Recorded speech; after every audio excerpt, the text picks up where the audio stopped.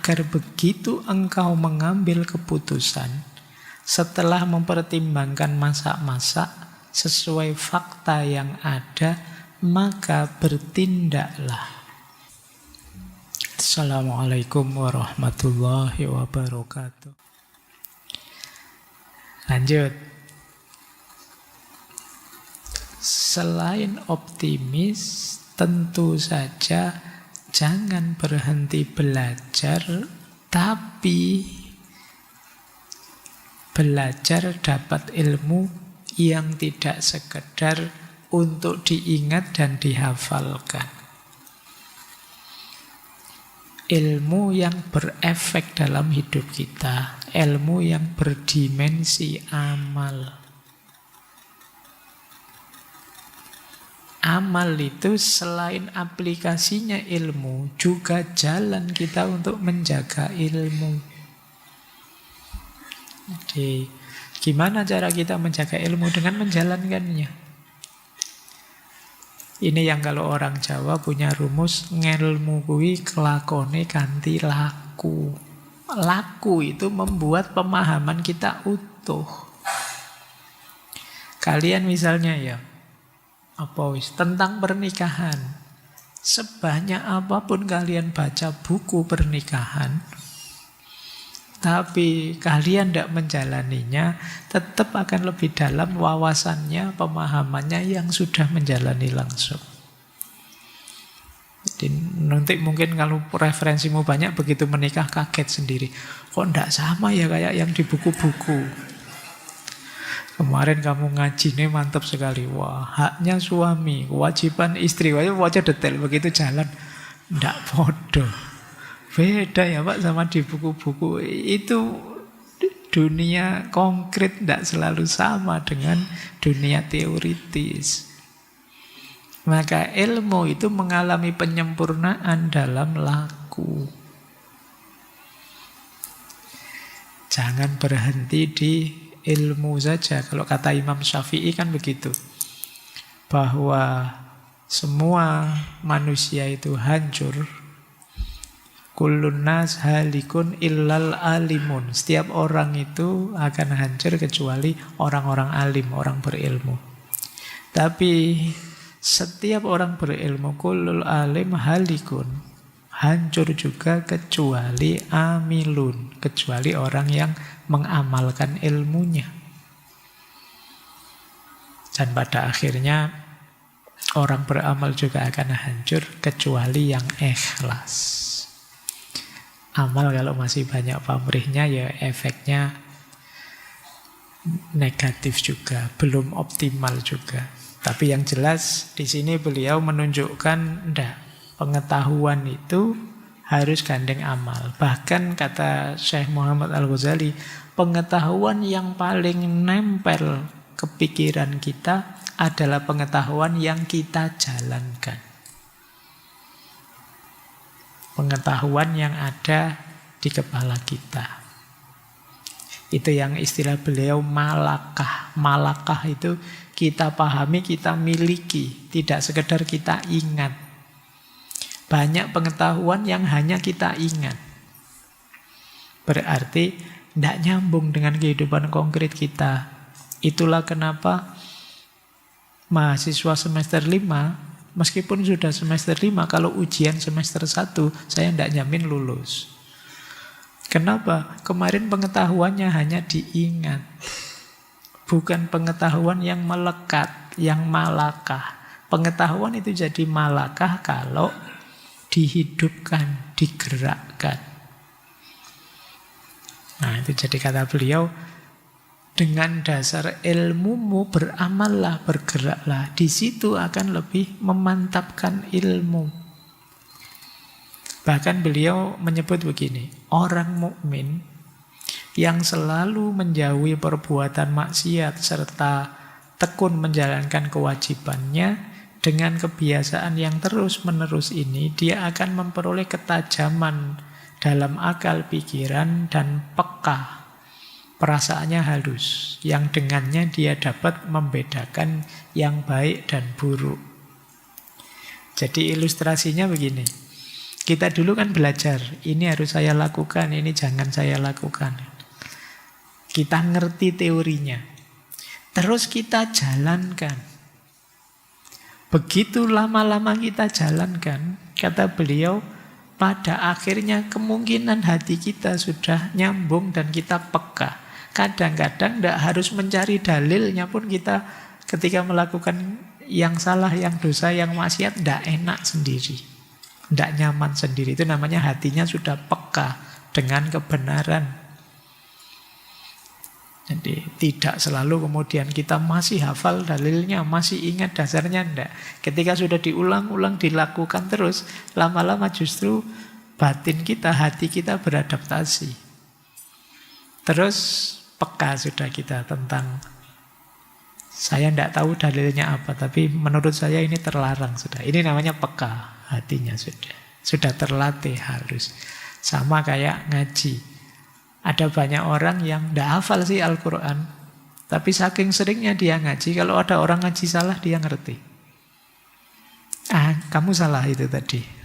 Benernya gimana? Saya tidak hafal, tapi coba ke sini. Saya tahu itu kalau salah. Karena dia sering ngaji. Oke ya. Nah, kebaikan juga begitu. Kita menghindari maksiat juga begitu. Ada kalanya kita tahu ini tidak boleh seperti ini.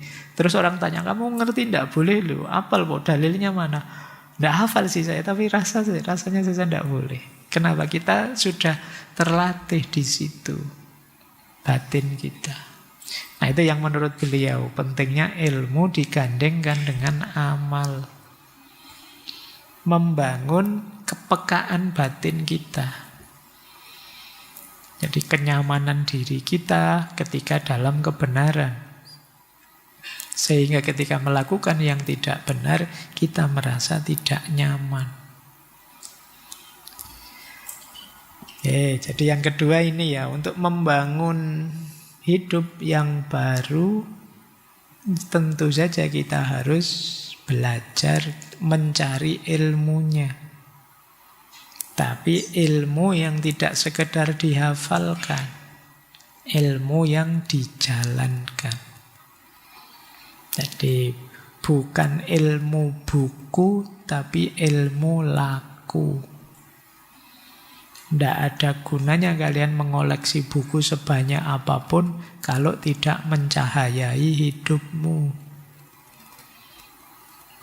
Karena ilmu itu alat untuk kita mengupgrade kehidupan kita sesuai ideal yang kita inginkan.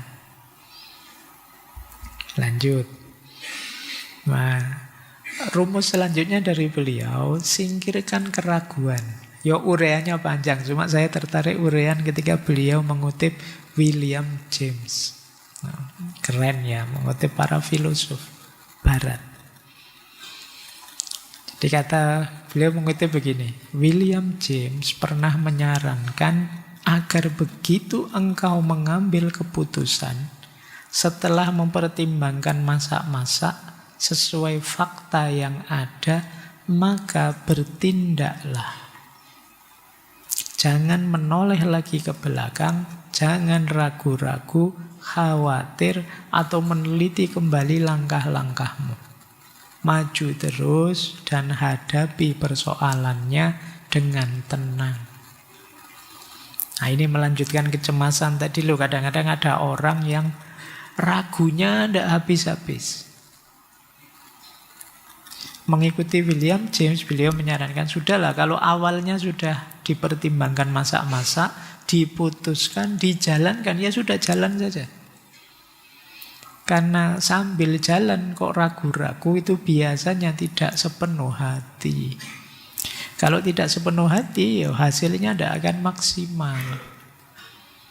Bahwa nanti akan dievaluasi lagi, ya tentu saja karena hidup ini kan harus selalu ada evaluasi. Tapi jangan sambil jalan kita sambil mikir, sambil ragu-ragu. Kalau sambil jalan kita ragu-ragu, tidak maksimal. Kuliah sudah semester 5 masih ragu-ragu. Ini jurusan saya cocok enggak ya sebenarnya dengan keinginanku, cita-citaku. Ya mestinya kamu enggak maksimal. Jadi setengah-setengah terus yang kalian lakukan.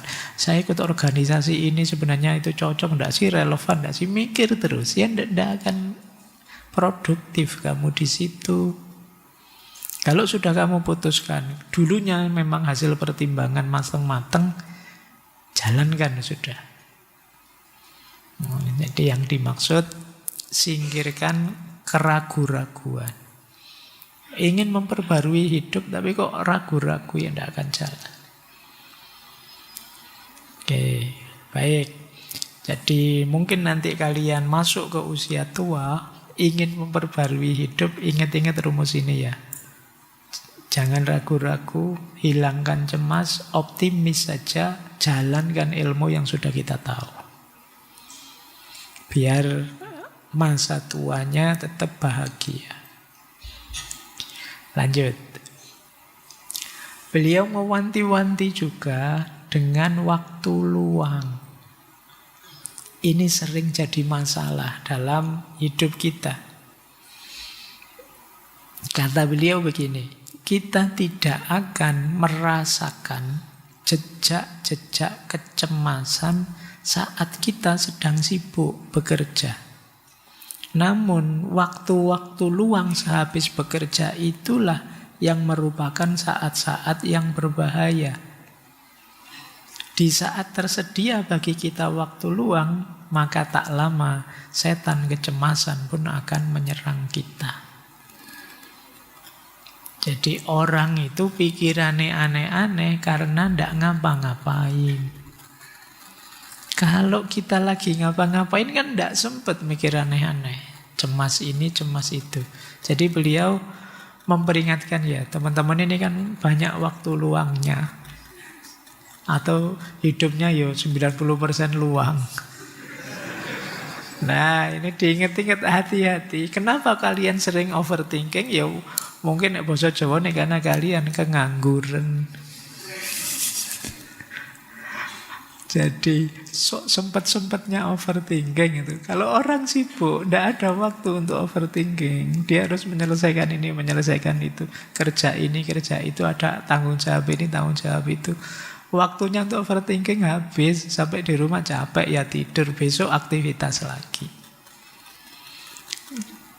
Berarti nanti mengisi waktu bisa jadi opsi untuk mengatasi overthinkingmu. Tentu saja isi dengan yang produktif. Beliau memberi isyarat begini, coba ya buatlah satu lubang pada lampu, mungkin lampu bohlam seperti di atas ini, yang hampa udara. Maka engkau akan melihat bahwa alam akan mendorong udara masuk ke dalam lampu itu untuk mengisi kekosongannya. Semula bohlamnya hampa udara, tapi begitu kita kasih lubang sedikit, berebutan udara akan masuk. Itu seperti jiwa kita. Begitu juga alam akan segera mengisi jiwa yang kosong. Diisi dengan apa? Ya biasanya dengan perasaan-perasaan.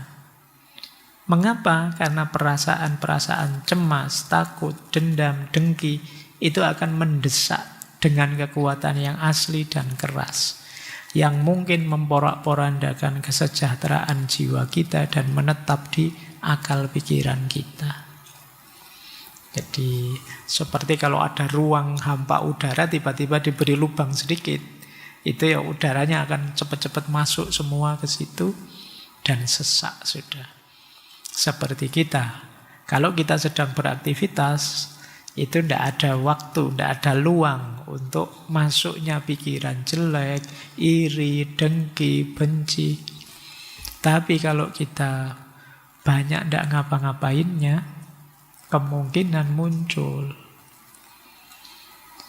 hal-hal yang mencemaskan, hal-hal yang menggelisahkan kita, hal-hal yang itu bisa dicek ya, pikiran-pikiran jelek kita itu biasanya munculnya ya karena kita tidak ada kesibukan yang lebih penting dari itu.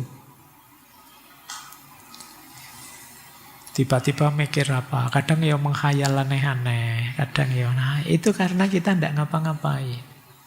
Nah mulai besok ya bikin jadwal agak ketat biar tidak overthinking. Yang produktif lah, yang tidak harus gadget lah. Apa gitu, mungkin nanam-nanam apa memelihara apa. Bantu-bantu teman bersih-bersih kamar kos, ya tidak apa-apa. Itu paling tidak kan ada aktivitas. Jadi bahayanya waktu luang. Apalagi sesama yang punya waktu luang terus ketemu. Wah itu obrolannya habis ke timur, ke utara, ke barat, ke selatan itu terus ini kita tadi ngobrol apa ya tidak jelas semua. Itu kita mesti hasilnya begitu. Jadi ayo beliau mengingatkan kita bahayanya waktu luang. Lanjut. Ini juga sering jadi masalah kita. Hal-hal kecil yang kita beri porsi terlalu besar sering mengganggu perbaikan diri kita. Di buku itu saya kutipkan cerita, ini seorang admiral dari Amerika, dia terkenal penjelajah kutub, khususnya kutub selatan. Beliau diceritakan begini, jadi beliau menulis buku tentang pengalaman waktu menjelajah kutub selatan. Jadi beliau melihat anak buahnya, orang-orang di sekelilingnya itu padahal di suhu yang sangat dingin yang mengancam nyawa itu sering disibukkan oleh hal kecil daripada mikir gimana caranya biar selamat tidak mati. Jadi ceritanya Admiral Beit ini, jadi suhu di kutub selatan itu 80 derajat di bawah nol. Jadi salah kostum innalillahi sudah. Salah ruang innalillahi. Tapi beliau cerita, orang-orangku itu selalu bertengkar kalau ada seorang dari mereka melebihi batas waktu tidur yang jadi giliran temannya. Kemudian ada juga yang muak dengan temannya karena kalau makan terlalu banyak mengunyah, bersuara lagi, itu menjengkelkan. Terus gegeran karena yang kecil-kecil itu. Yang tidak penting, padahal nyawanya setiap detik terancam. Di hal-hal kecil seperti itu sanggup merampas akal orang-orang yang sangat disiplin pada ketaatan dan ketertiban. Jadi hidup ini terancam, sewaktu-waktu kita bisa mati, kata dia. Tapi orang-orang yang diributkan kok hal tidak penting itu. Jadi hal-hal penting yang diberi porsi terlalu besar. Bukan berarti itu tidak masalah. Iya masalah. Tapi ini loh ada masalah yang jauh lebih besar. Yang dianggap kecil saja. Yang sering diuraikan kan misalnya ya kalau di kita itu ekologi, masalah lingkungan. Itu kan orang anggapnya tidak terlalu penting. Pembahasannya juga mungkin tidak seintens kalau orang bahas politik. Padahal itu mengancam nyawa kita bisa sewaktu-waktu. Tapi kita tidak peduli itu. Asik bahas isu-isu kecil.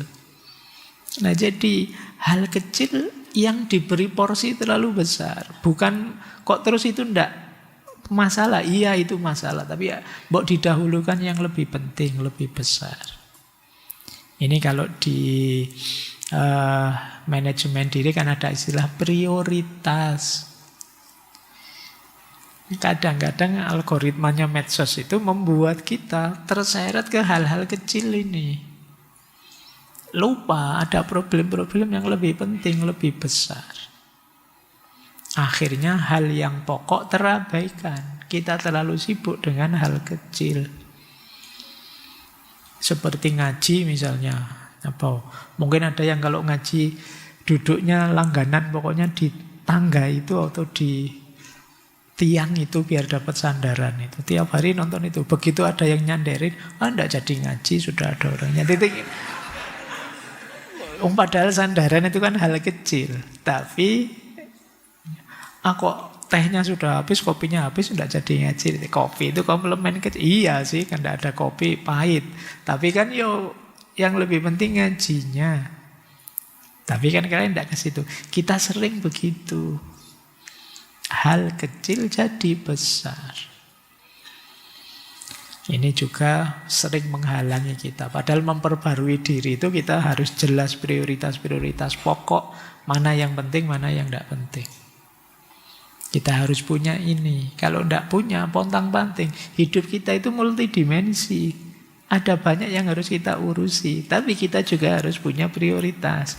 Ya kuliah, ya urusan keluarga mungkin, pacar mungkin, urusan apalagi ekonomi mungkin. Itu kalian harus punya rankingnya. Itu tadi loh, makanya ada menetapkan arah tadi loh. Pak, pokoknya saya kuliah Pak. Apapun yang terjadi. Yang lain-lain kalau bisa saya jalani. Tapi kalau tidak ya saya tinggal dulu. Yang penting kuliah. Ini namanya punya prioritas. Punya prioritas itu memudahkan kalian kalau ada masalah. Misalnya ya, pokoknya saya kuliah Pak, pacar nomor 2 misalnya. Jadi kalau bisa jalan bareng ayo, kalau enggak tabrakan ya kuliahnya saya dulukan. Enggak perlu dipikir dalam-dalam, enggak perlu nyari referensi apa. Pokoknya karena prioritas di bawah ya kalah sama prioritas yang lebih atas. Kalau bisa jalan semua ayo, tapi kalau enggak ya yang utama didulukan. Nah, biasakan punya prioritas. Biar kalian tidak capek semuanya harus dipikir detail. Kalau punya prioritas lebih enak. Pokoknya saya nomor 1 pacar Pak, kuliah nomor 2, nomor 3. Jadi kalau pacar saya ngambek ya saya bolos kuliahnya misalnya. Nah kalau bisa, kalau kalian kayak gini yo itulah dengan segala risiko hidupmu. Kalau kamu memutuskan begitu, siap-siap menanggungnya. Tapi yang jelas meringankanmu punya prioritas itu. Urusanmu banyak saya tahu, yang harus kamu openi ya banyak. Tapi ketika punya prioritas lebih mudah. Lanjut. Terus kalau ini agak spiritual. Pesan utamanya, siaplah naik, siaplah turun. Seperti itulah kehidupan ini. Jangan mudah mengeluh. Ini biasanya kalau sudah sepuh, sudah tua, karena ini temanya tema bahagia di usia tua, orang lebih tua itu lebih arif, lebih bisa menerima fakta hidup, kenyataan hidup. Saya ambilkan misalnya itu dari surat Al-Baqarah itu 155 saja ya. وَلَنَبْلُوَنَّكُمْ بِشَيْءٍ مِّنَ الْخَوْفِ وَالْجُوعِ وَنَقْصٍ مِّنَ الْأَمْوَالِ وَالْأَنْفُسِ وَالثَّمَرَاتِ وَبَشِّرِ الصَّابِرِينَ. Ini menegaskan, ya tentu saja orang hidup pasti akan kami uji, kata Allah, dengan sesuatu. Kalimat bisyai'in itu menunjukkan ujian itu sebagian kecil saja di dalam hidup kita. Tidak besar. Bisyai'in. Kadang-kadang bentuknya ketakutan, kecemasan. Kadang bentuknya kelaparan. Kadang bentuknya berkurangnya harta. Kadang bentuknya berkurangnya jiwa teman kita, keluarga kita meninggal duluan. Wasamarot, berkurangnya buah-buahan. Jadi naik turunnya hidup itu wajar. Wabasyiris sobirin, gembirakanlah orang yang bisa sabar. Jadi ini banyak dijelaskan ketika dulu kita belajar stoikisme. Karena sunnatullahnya hidup itu kadang naik, kadang turun. Hidup yang tenang adalah orang yang siap naik, siap turun. Siap di atas, siap di bawah. Kan orang sering bilang, roda itu kadang di atas, kadang di bawah. Terus kamu protes, Pak kalau saya di bawah terus gimana? Rodanya muternya lama Pak, jadi saya... Kan cara berpikirnya tidak begitu. Cara berpikirnya karena hidup ini kadang di atas, kadang di bawah. Kalau ingin hidupmu kondusif, nyaman, tenang, siapkan mental. Di bawah ya saya siap, di atas ya saya siap. Jangan dikira siap itu hanya untuk di bawah ya, di atas juga siap. Banyak orang di atas lupa diri. Jadi Apalagi di bawah banyak orang tidak terkendali lagi. Mungkin marah, mungkin kecewa ketika di bawah. Tapi kalau sudah siap dua-duanya, kita hidup ini lebih tenang. Jadi ini ya, ini teori yang masyhur sebenarnya. Cuma ya menjalankannya tidak gampang. Biasanya orang itu kalau di bawah panik, kalau di atas lupa diri. Nah, Syekh Muhammad Al-Ghazali menarik juga di buku itu beliau ngutip dari Dr. Reinald Niebuhr. Dulu pernah kita kutip waktu di sesi doa. Jadi Dr. Niebuhr ini punya syair yang menarik. Teman-teman mungkin sudah hafal syair ini kelihatannya. Dulu yang di sesi doa itu banyak yang motong-motong doa ini. Jadi kalimatnya begini. Anugerahilah aku ya Allah kesabaran dan kemampuan untuk menerima segala yang memang harus terjadi. Yang kedua, anugerahilah aku ya Allah keberanian dan kekuatan untuk mengubah apa yang masih dapat diubah. Dan yang ketiga, anugerahilah aku ya Allah kebijaksanaan untuk mengetahui perbedaan keduanya. Jadi dalam hidup ini seperti kata para filosof Stoik, ada yang bisa kita ubah, ada yang tidak bisa kita ubah. Ada yang dalam kendali kita, ada yang di luar kendali kita. Maka kita meminta pada Allah, ya Allah, untuk hal-hal yang tidak bisa aku ubah, di luar kendaliku, aku mohon anugerahi aku kuat dan sabar menerimanya. Karena kalau kita tidak kuat dan tidak sabar menerimanya, hidup kita akan sangat berat. Kenapa? Kita tidak bisa mengendalikannya, kita tidak bisa menolaknya. Tapi hadir dalam hidup kita. Di situ kita perlu kesabaran. Tapi ada hal yang bisa kita ubah, bisa kita tingkatkan. Untuk yang ini ya mohon pada Allah dianugerahi keberanian dan kekuatan. Berani mengubah, siap mengubah, karena saya punya daya untuk itu. Punya kuasa untuk menjalankannya. Banyak orang yang punya kekuasaan untuk menjalankannya tapi tidak berani menjalankannya. Maka minta pada Allah diberi keberanian dan kekuatan untuk mengubahnya. Nah, yang ketiga yang paling penting membedakan dua hal ini. Untuk membedakan dua hal ini kita perlu kebijaksanaan. Jadi kita harus tahu, oh ini bisa saya ubah, maka saya semangat mengubah. Oh ini tidak bisa saya ubah, maka saya menerima. Yang bisa membedakan dua ini kebijaksanaan. Kamu harus bijaksana, karena banyak orang kebalik. Waktunya dia berusaha maksimal, dia diem saja. Saatnya dia menerima, dia protes. Dia tidak bisa nerima. Ini namanya tidak bijaksana.